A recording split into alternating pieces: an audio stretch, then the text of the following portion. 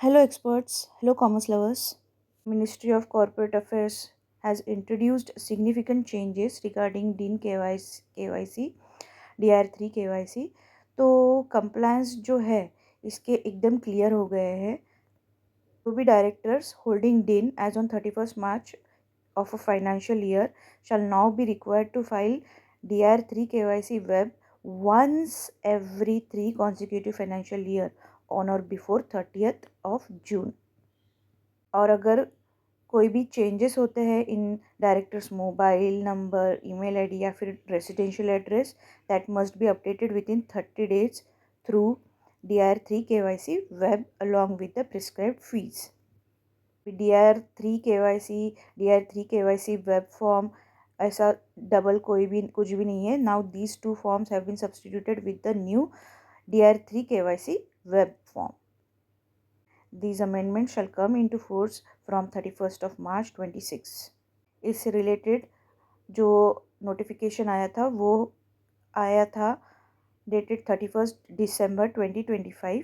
The amendment shall come into force from 31st March 26. Wide notification number GSR 943E dated 31st December 2025. It is clear now. CA ने FAQs भी निकाला था जिसमें clearly उन्होंने clarify किया है इलुस्ट्रेटिव scenario दे के, जहाँ पे where DIN is allotted during the financial year 25-26 form DR3 KYC web shall be filed once every 3 consecutive financial year. Accordingly, the first filing shall be due from April 2029 to June 2029 and thereafter every third financial year.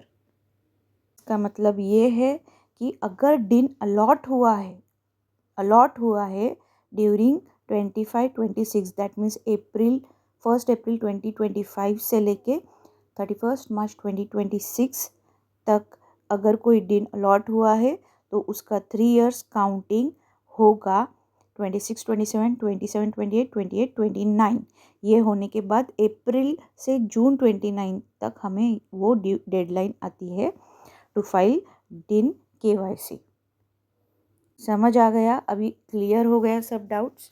Next है where DIN director already filed DR3 KYC e form या फिर DR3 KYC web for the financial year 25-26, that is where DIN allotment date is on or before 31st March 25.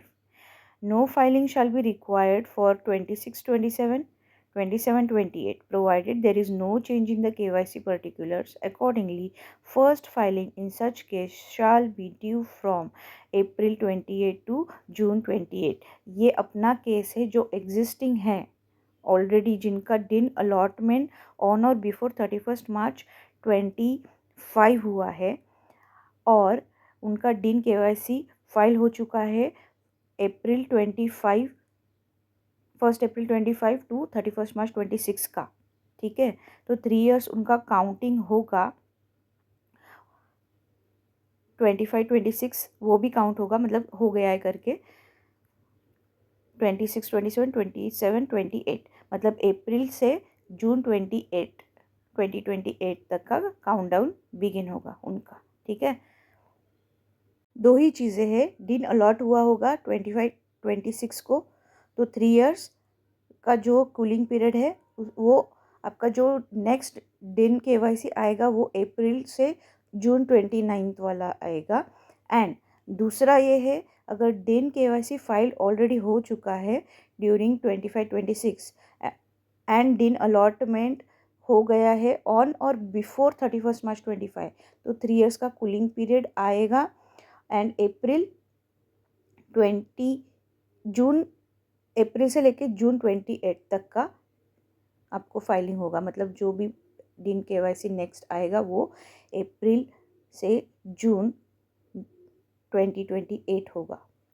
तो कहने की बात ये है 26-27 को कोई भी KYC नहीं होगा, कोई भी DIN KYC फाइल करने की ज़रूरत नहीं है.